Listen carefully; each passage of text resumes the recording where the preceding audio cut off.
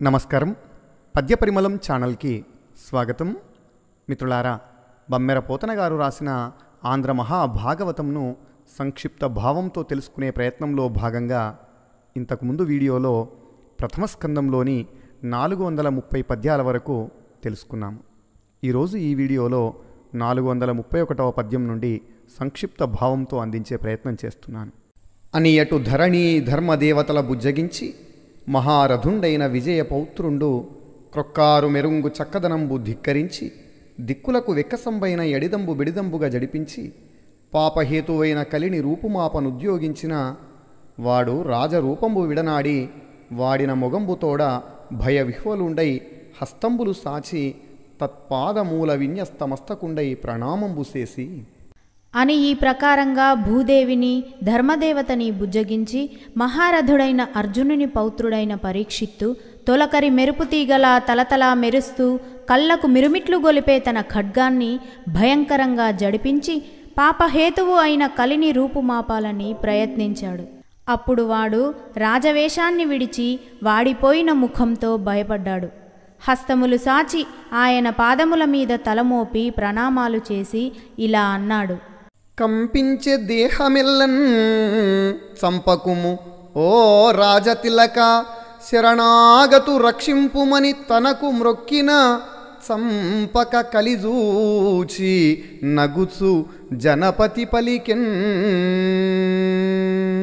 ఓ రాజకుల తిలక, దేహమంతా కంపించిపోతున్నది, నన్ను చంపకు, నిన్ను శరణు వేడుకుంటున్నాను, నన్ను రక్షించు అంటూ తనకు మ్రొక్కిన కలిపురుషుణ్ణి చంపటం మానేసి నవ్వుతూ పరీక్షిత్తు ఇలా మందలించాడు: అర్జున కీర్తి సమేతుండర్జున పౌత్రుండు భయరసావృత జనులన్ నిర్జితుల చంపనొల్లడు దుర్జన భావంబు విడిచి తొలగు దురాత్మా, దుర్జన భావంబు విడిచి తొలగు దురాత్మా. అర్జునునితో సమానమైన కీర్తిగల ఆయన మనుమడు భయంతో వణికిపోతున్న వారిని, ఓడిపోయిన వారిని వధించడు. దురాత్మ, నీ దుర్జన భావాన్ని విడిచిపెట్టి వెళ్ళు. నీవు పాపబంధుడవు, మదీయ బాహుపాలితంబైన మహీమండలంబున నిలువవలవదు. రాజదేహంబునందు వర్తించు నిన్ను అసత్య లోభ చౌర్య దౌర్జన్య దురాచార మాయా కలహ కపట కలుషా లక్ష్మ్యాది ధర్మేతర సమూహంబుల ఆశ్రయించు. సత్యధర్మంబులకు నివాసంబగు బ్రహ్మావర్త దేశంబున యజ్ఞ విస్తార నిపుణులైన వారు, యజ్ఞేశ్వరుండైన హరింగూర్చి యాగంబు సేయుచున్నవారు, యజించు వారలకు సుఖప్రదాయనంబు సేయుచు సకల భూతాంతర్యామి అయి భగవంతుండైన హరి జంగమ స్థావరంబులకు అంతరంగ బహిరంగంబుల సంచరించు వాయువు చందంబున ఆత్మరూపంబు మనోరథంబునిచ్చున్. కావున నీవిందుండవలవదు అనుచు దండహస్తుండైన జముని కైవడి మండలాగ్రంబు సాచిన రాజవర్యునకున్ కలి ఇట్లనియే: నువ్వు పాపులకు బంధువుడవు, నేను పాలిస్తున్న భూమి మీద నువ్వు నిలవడానికి వీలు లేదు. రాజవేషధారివి అయిన నిన్ను అసత్యము, లోభము, చౌర్యము, దౌర్జన్యము, దురాచారము, మాయ, కలహము, కపటము, కలుషము ఇత్యాది అధర్మమైన గుణాలు ఆశ్రయిస్తాయి. సత్యమునకు ధర్మమునకు నివాసమైన బ్రహ్మావర్త దేశంలో యజ్ఞవేత్తలైన పెద్దలు యజ్ఞేశ్వరుడైన ఆ హరిని గూర్చి యాగం చేస్తున్నారు. యజ్ఞాన్ని చేసేవారికి సుఖాన్ని కలిగిస్తూ సకల భూతములయందు ఉంటూ భగవంతుడైన హరి కదిలేవి కదలనివి అన్ని జీవులకు లోపల బయట సంచరించే వాయువు వలె సర్వాంతర్యామిగా ఉంటూ కోరికలను తీరుస్తూ ఉంటాడు. కనుక నువ్వు ఇక్కడ ఉండవద్దు అనేసరికి ఆ రాజశ్రేష్ఠునితో కలి ఇలా అన్నాడు: జగదీశ్వరనీ ఎడిదము ధగధగిత ప్రభలతోడ తరచుగా మెరయన్ బెగడన్ చిత్తము గుండెలు పగిలిడినికనెందు జొత్తు భావింపగదే, గుండెలు పగిలిడినిక ఎందు జొత్తు భావింపగదే. ఓ జగదీశ్వర, నీ చేతిలోని కత్తి తలతలమంటూ మెరుస్తూ ఉంటే నా మనస్సులో భయం పుట్టి గుండెలు పగిలేలా ఉంది. ఇక నేను ఎక్కడికి వెళ్ళాలో మీరే ఆలోచించండి. నరేంద్ర, నిన్ను నారోపిత శరశరాసను సర్వ ప్రదేశంబులందును విలోకించుచున్నవాడ నేనెక్కడ నుండుదును? ఆనతిమ్మనిన రాజన్యశేఖరుండు ప్రాణివధ, స్త్రీ, ద్యూత, పాణంబులు అని 4 స్థానంబులనిచ్చి మరియును అడిగిన సువర్ణమూలంబగున అసత్య మద కామ హింసా వైరంబులని 7 పంచప్రదేశంబులను సంగి ఇతర స్థలంబుల స్పృశింపకుండా నియమించెను. ఇట్లు కలి నిగ్రహంబు చేసి హీనంబులైన తపశ్శౌచ దయలు అని 3 పాదంబులు వృషభమూర్తి అయిన ధర్మదేవునికిచ్చి విశ్వంభరకు నిర్భరంబైన సంతోషంబు సంపాదించి, ఓ రాజా, సర్వ ప్రదేశములయందు ధనుర్ధారివైన నీ రూపమే నాకు కనిపిస్తున్నది. నేనెక్కడ ఉండాలో మీరే ఆనతి ఇవ్వండి అని అడిగేసరికి ఆ రాజు ప్రాణివధ, స్త్రీ, జూదము, మద్యపానము అనే 4 స్థానాలను ఇచ్చాడు. అవి నాకు చాలవు అనేసరికి సువర్ణం మూలంగా కలిగిన అసత్యము, మదము, కామము, హింస, వైరము అనే 5 ప్రదేశాలను ఇచ్చాడు. ఇక తక్కిన ప్రదేశములను స్పృశించకుండా నియమించాడు. ఈ విధంగా కలిని నిగ్రహించి పోగొట్టుకొనిన తపస్సు, శుచిత్వము, దయ అనే 3 పాదములు వృషభమూర్తి అయిన ధర్మదేవునికి ఇచ్చాడు. అప్పుడు భూదేవి అపరిమితమైన ఆనందాన్ని పొందింది. గజనామధేయపురమున గజరిపు పీఠమున ఘనుడు కలిదమనుండు అగ్గజవైరి పరాక్రముడై గజిబిజి లేకుండా దాల్చే గౌరవలక్ష్మిన్. పిమ్మట హస్తినాపురంలో సింహపీఠంపై కలిదమనుడైన పరీక్షిత్తు సింహ పరాక్రమంతో కౌరవ సామ్రాజ్య లక్ష్మిని పాలించాడు. ఇట్లు కృష్ణుని అనుగ్రహంబున అశ్వత్థామ బాణ పావకంబు వలన బ్రతికి వృషభమూర్తి అయిన ధర్మదేవతకు అభయంబిచ్చిన పరీక్షిన్ నరేంద్రుడు బ్రాహ్మణ శాపప్రాప్త తక్షక అహి భయంబు వలన ప్రాణంబులు ఓవునని ఎరింగి సర్వసంగంబులు వర్జించి శుకునకు శిష్యుండై విజ్ఞానంబు గలిగి గంగా తరంగిని తీరంబునన్ కలేబరంబు విడిచే వినుడు. ఈ విధంగా కృష్ణుని అనుగ్రహం వల్ల అశ్వత్థామ బాణాగ్ని నుండి బ్రతికిన పరీక్షిత్తు వృషభ రూపంలో ఉన్న ధర్మదేవతకు అభయాన్ని ఇచ్చాడు. బ్రాహ్మణ శాపం వల్ల ప్రాప్తించిన తక్షకుని విషాగ్ని జ్వాలల వల్ల ప్రాణాలు పోతాయని తెలుసుకుని సర్వసంగ పరిత్యాగం చేశాడు. శుకమహర్షికి శిష్యుడై పరమార్థాన్ని గ్రహించి గంగా తీరంలో శరీరాన్ని విడిచిపెట్టాడు. హరివార్తలెరుగు వారికి హరిపదములు దలచువారి కనవరతంబున్ హరికథలు వినెడి వారికి మరణాగత మోహ సంభ్రమము లేదనగా మరణాగత మోహ సంభ్రమము లేదు అనగా. ఓ పుణ్యాత్మ, హరి యొక్క వార్తలు తెలుసుకునేవారికి, హరి పాదపద్మములను స్మరించుకునేవారికి, ఎప్పుడూ హరి యొక్క కథలు వినేవారికి మరణ సమయంలో కూడా ఎటువంటి ఆవేదన, భయం ఉండదు. శుభచరితుడు హరి ఎరిగిన ప్రభవించి ధరిత్రినెల్ల ప్రబ్బియు కలితానభిమన్యు సుతుని వేలను ప్రభవింపకాడగియుండే భార్గవ ముఖ్య. శుభచరిత్రుడైన హరి నిర్యాణం చెందిన తర్వాత ప్రభవించి భూలోకం అంతా వ్యాపించిన కలి పరీక్షిత్తు కాలంలో మాత్రం అణగిమణిగి ఉన్నాడు.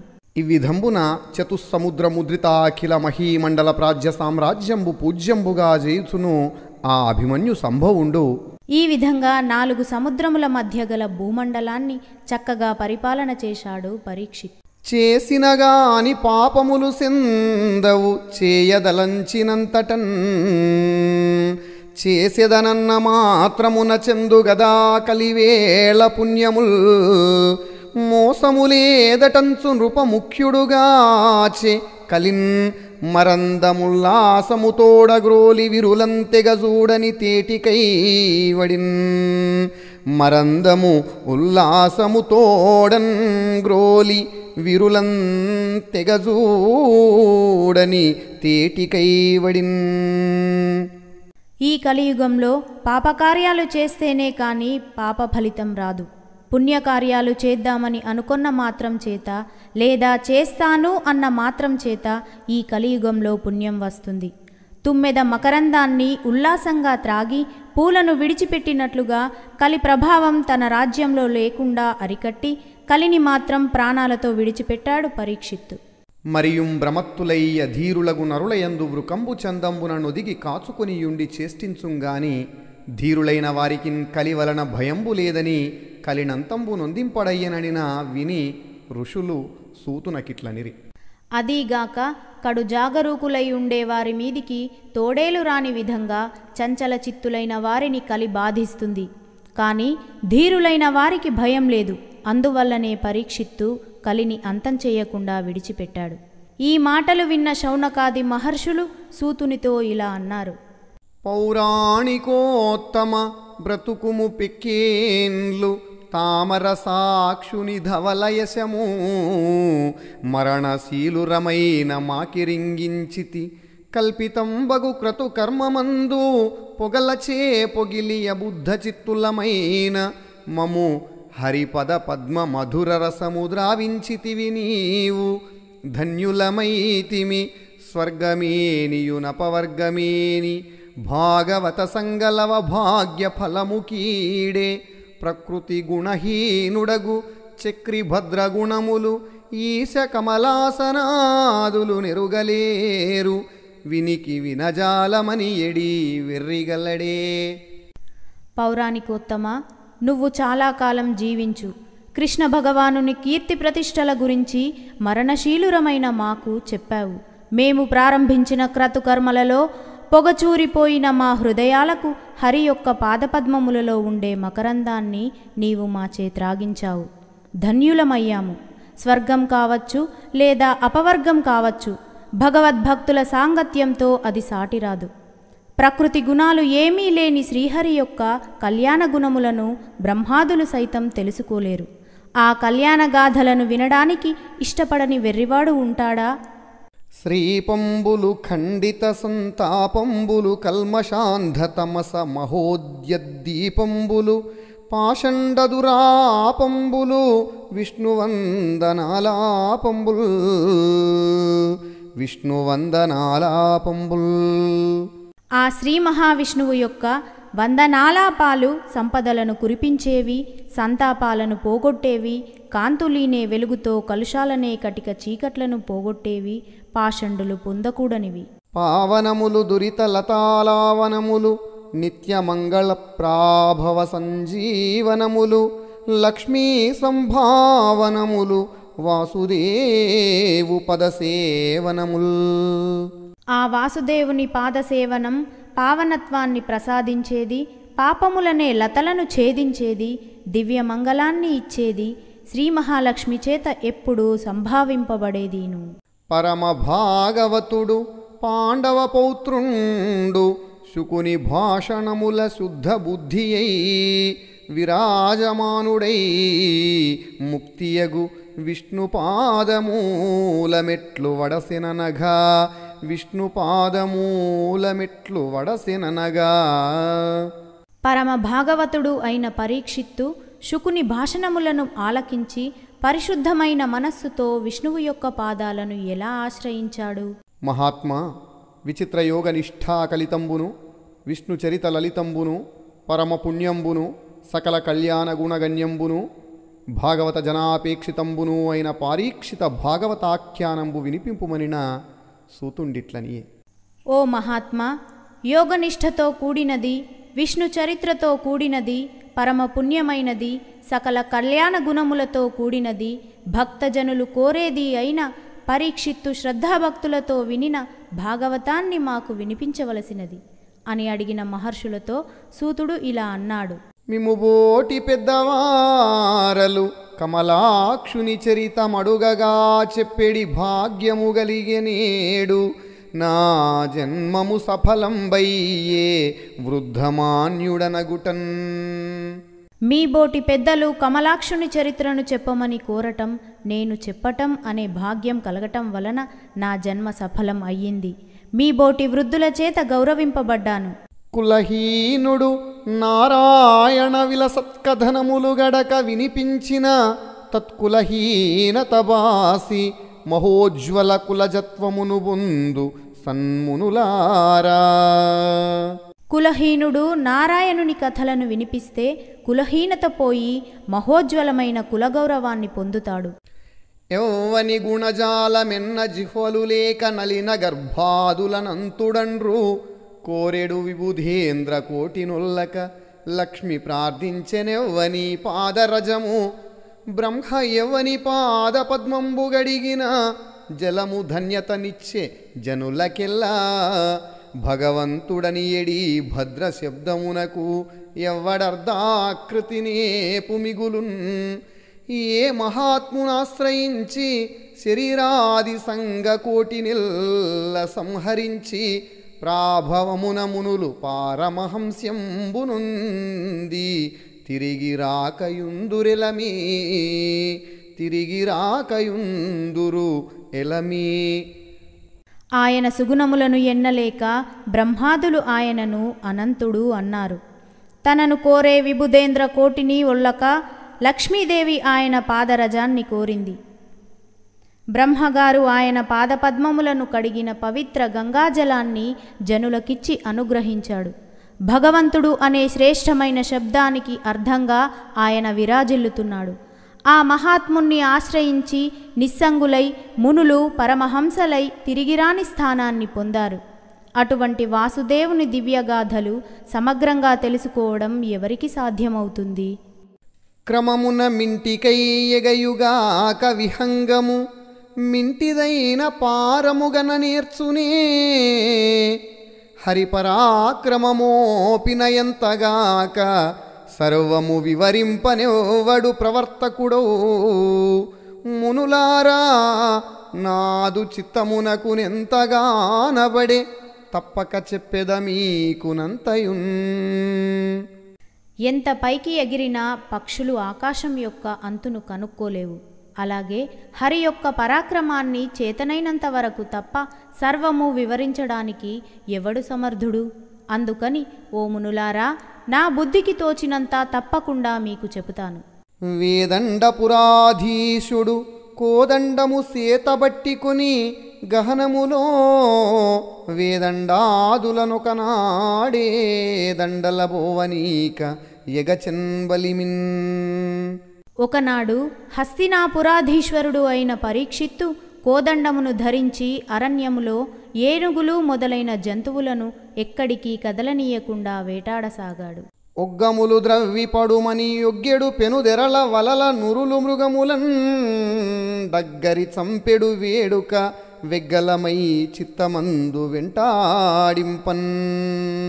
ఏనుగులను పట్టుకోవటం కోసం గోతులు త్రవ్వి పెద్ద పెద్ద వలలను పరచి ఉచ్చులు పన్ని మృగాలను చంపాలనే ఉత్సాహంతో అరణ్యమంతా తిరిగాడు. కోలముల గవయ వృక శార్దూలములదరక్షు ఖడ్గరోహిత హరిసుండాలముల శరభచమర వ్యాలముల వధించే విభుడు వడినోలములన్. అడవి పందులను, ఎద్దులను, తోడేళ్లను, పెద్ద పులులను, శివంగులను, ఖడ్గమృగాలను, అడవి గొర్రెలను, సింహాలను, ఏనుగులను, శరభ మృగాలను, జడల బర్రెలను, కొండచిలువలను ఆ మహారాజు నైపుణ్యంతో వధించాడు.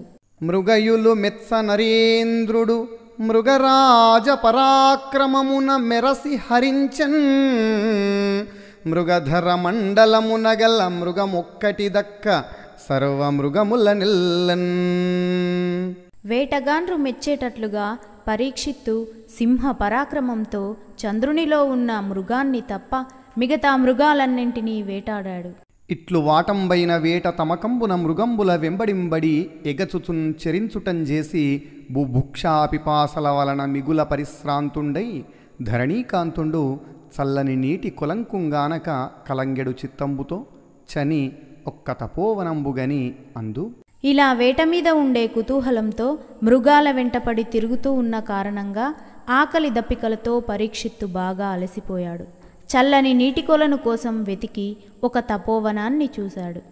మెలగుట చాలించి మీలిత నేత్రుడై శాంతుడై కూర్చుండి జడతలేక ప్రాణమనోబుద్ధి పంచేంద్రియంబుల బహిరంగ వీధుల పారనీక జాగరణాదిక స్థానత్రయము దాటి పరమమై ఉండేడి పదము తెలిసి బ్రహ్మభూతత్వ సంప్రాప్య విక్రియుడై అతి దీర్ఘజటలు తన్నావరింప అలఘురురు చర్మధారి అలరుచున్న తపసి పొడగని శోషిత తాలుడగుచూ ఎండి తడిలేక కుత్తుక నిలుగుడింద మంద భాషలనిట్లను మనుజ విభుడు.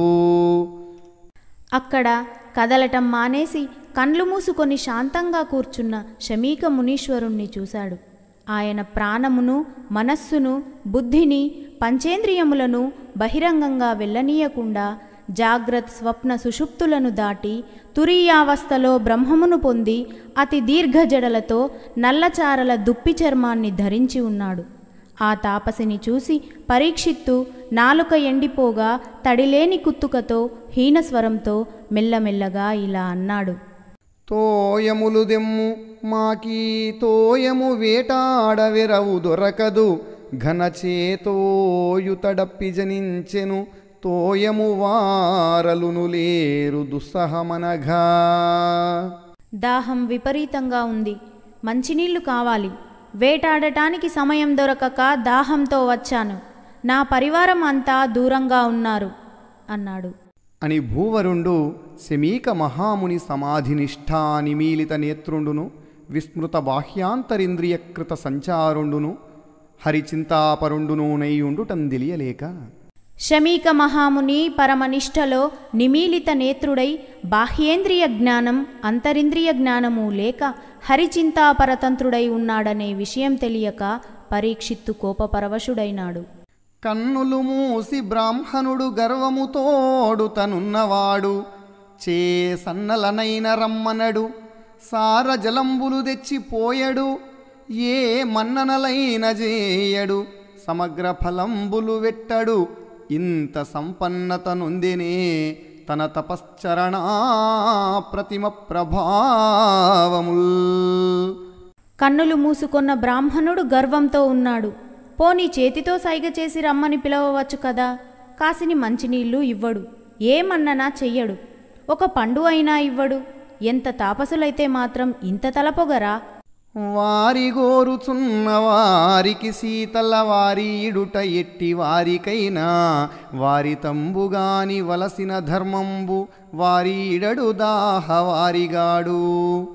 మంచినీళ్లు అడుగుతున్న వారికి చల్లని నీరు ఇవ్వటం అనేది ఎలాంటి వారికైనా పరమధర్మం.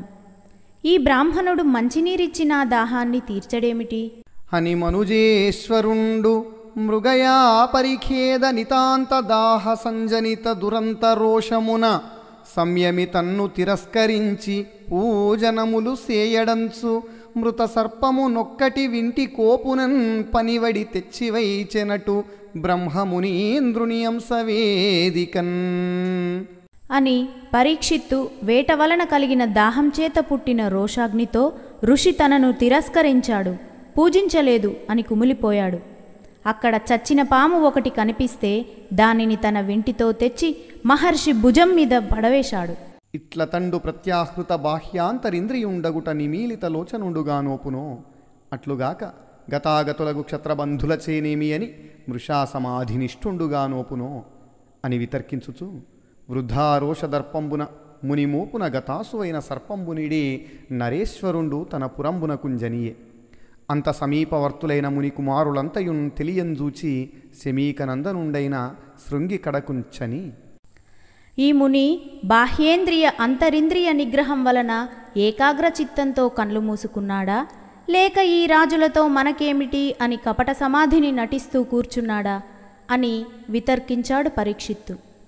నిజం తెలుసుకోకుండా వృధారోషము దర్పము తనలో రెచ్చిపోగా ముని మూపు మీద చచ్చిపోయిన సర్పమును వేశాడు.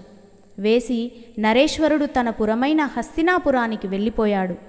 అంత ఆచెంతనే తిరుగుతున్న మునికుమారులు ఇదంతా చూసి శమీక మహాముని పుత్రుడైన శృంగి వద్దకు వెళ్ళారు. మిత్రులారా, ఈ వీడియో కనుక మీకు నచ్చినట్లయితే లైక్ చేయండి, షేర్ చేయండి, మీ యొక్క అభిప్రాయంను కామెంట్ బాక్స్లో తెలియజేయండి. వీడియో వీక్షించిన మిత్రులందరికీ ధన్యవాదములు.